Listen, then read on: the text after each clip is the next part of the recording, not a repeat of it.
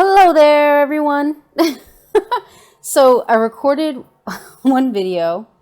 It got deleted on us. So this is round 2. What is Creation Magic? The PDF. We are going to talk about the PDF, speak on some of the concepts in depth. I want to thank you all for going through the first week where we explored the pyramid structure in society and working hard and working smart deceptions, where you all were able to really uncover some programming you maybe didn't know was there.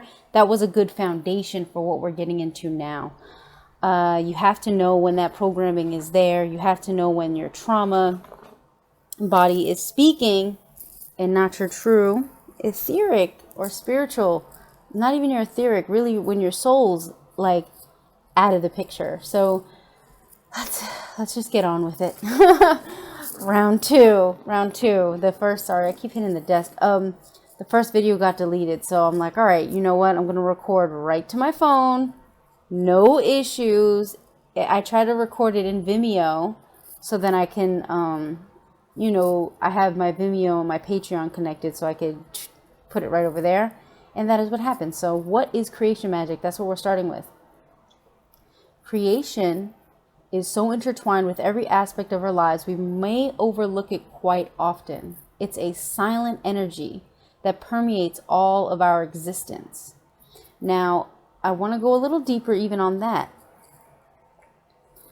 Creation is an energy that obviously is working in tandem with destruction or transmutation, we'll call it, because destruction is a word that doesn't really, it promotes fear and it doesn't really encompass the true nature of creation, which we can use the energy we have, we can transmute it and make it into something new. And a lot of us being in these human bodies, that's what our souls are undergoing constantly, is this beautiful process of transmutation, right? We're transmuting. When I let go of old programming, when I let go of these old states of consciousness, when I let go of that which is no longer serving me, I am transmuting the energy. And when we understand the energy of transmutation, we no longer are afraid of the ending of cycles or even the ending of life, or of the transmuting of the physical life into a greater spiritual life. We understand this only as a transition now. So the really cool part, if you guys read the PDF, I was able to find. Now we know that in the center of every galaxy, or at least in the center of our galaxy and some neighboring galaxies, is a black hole. And there's a lot of fear promoted around the black hole. It's called the devourer or devourer. I don't know why that sounds weird to me today. And that it just eats all this energy and that it's ever expanding. And one day our universe is going to be swallowed up into this black hole. And it's like, relax. First of all, none of us know where the black hole leads. It could just be that it's an aspect of creation that transmute the energy into a new energy. And then we also have the nebula, which balances the black hole out. So when we have and a black hole could shrink, could become more expanded when it needed, can shrink when it's needed. It just depends on how the energy needs to be balanced in our beautiful Milky Way galaxy. So we also have the double helix nebula, and where stars are born, and the process of creating a star at this point is just conjecture. So when science says creating stars, I say creating souls, right? Creating souls, anchoring them in this reality, allowing them to come through in the purest way possible. Now, seeing this, we can see that this double helix structure, or the golden ratio, right, that spiral, is something that permeates all of our reality. And since it's something that is existing on many levels, then we can know it to be somewhat of a truth. And there are very few truths. This is one of them. And it's a truth in that it's the basic structure for all of creation.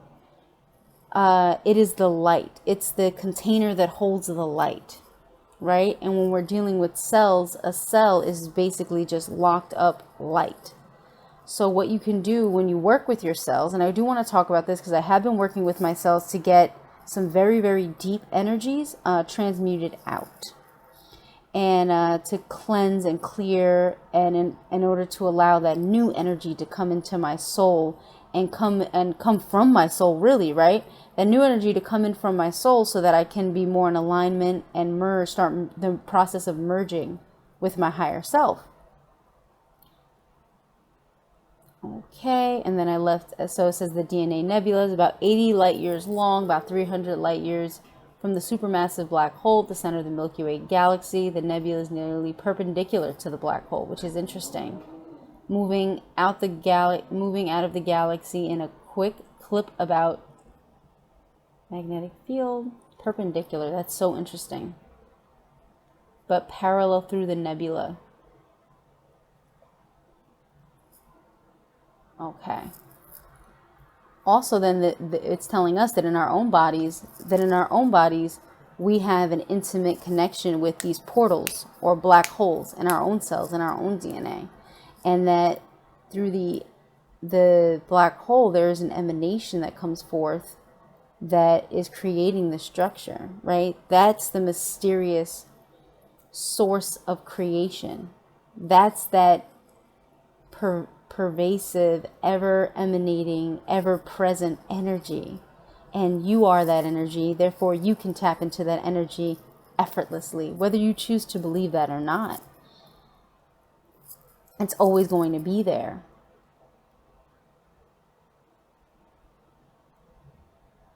Right? And then I talked about how a galaxy has an intelligence assigned while energy is being devoured. It is also being created. The center of the galaxy is as mysterious as a mother's womb. The man's light via semen goes into this black hole, and 9 months later, the creation process produces a child. So that's the mother, the father, and the child. The yang aspect is the light. The yin aspect is the potential energy, the dark. And the child is the emanation of when those energies are imbalanced, are balanced. You know what I mean? Not an imbalance, are in balance and harmony with one another. You have this yin-yang symbol is a sacred dance, truly. And we can take that sacred dance and use it in our everyday lives.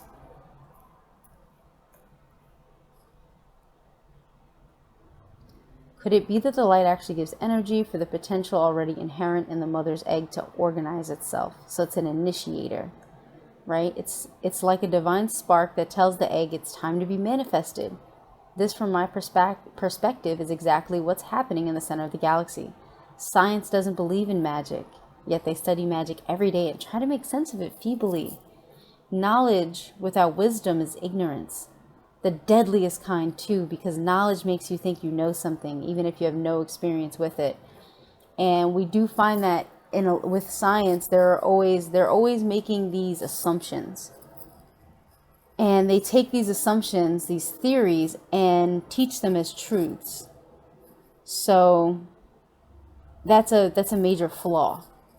We have to leave an assumption as an assumption, and while we can go into certain realms where certain assumptions or certain theories work well, there's other realms where they don't. So if you want to learn about the pillars of existence, what is actually holding this together, and you want to learn about true spiritual law, you want to study the pillars. You want to study that which is eternal and endless and seems to be everywhere, no matter where you look. So when we look at the yin, the negative or dark energy, and the yang, positive light energies, we see the sacred dance of creation. And in the symbol, there's a dot of the yin in the yang and a dot of the yang in the yin. And this is telling us that this energy, one is not ever without the other. And there are aspects of the other in the other one. Like for example, right? Say yang energy is the world that we're in now, right? The world of creation, the world where what you see is what you get. There's still an underlying mystery, even in this reality. And when I was reading the Enuma Elish last night and earlier today, how they talk about how they took the body of Tiamat and split it in two and created the firmament and the earth, right? And then the blood of her husband, which would be really her, because it was all her anyway, and created, humans with the blood. This is what gave us our spark, our soul, life.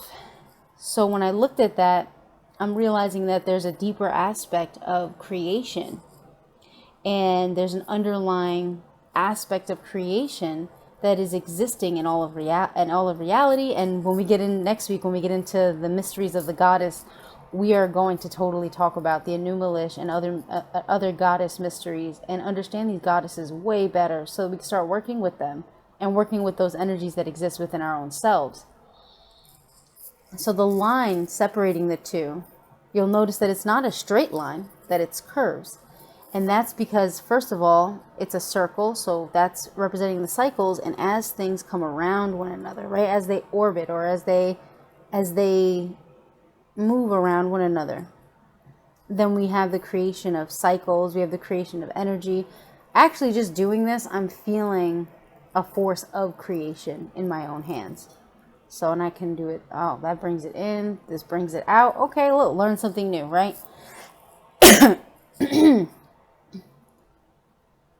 So the reason why you have curves is because there's no straight lines natural. Like the lines up here, for example, that is not natural. Straight lines are man-made. They're a construct that's built on top of the reality, when in fact nothing in nature is straight. Everything is curved. And the ancient Egyptians, they thought at first something was wrong with them, because they would purposely put flaws in their architecture. And they did this so that when they would create, it would be more in alignment with what you would see in nature, creating a resonance with that frequency, and even amplifying that frequency. Okay. So how can we learn to get that flow, that effortlessness? Even the word effortlessness, we can take that and use it in our everyday lives, right? The first part I want that is going to impede flow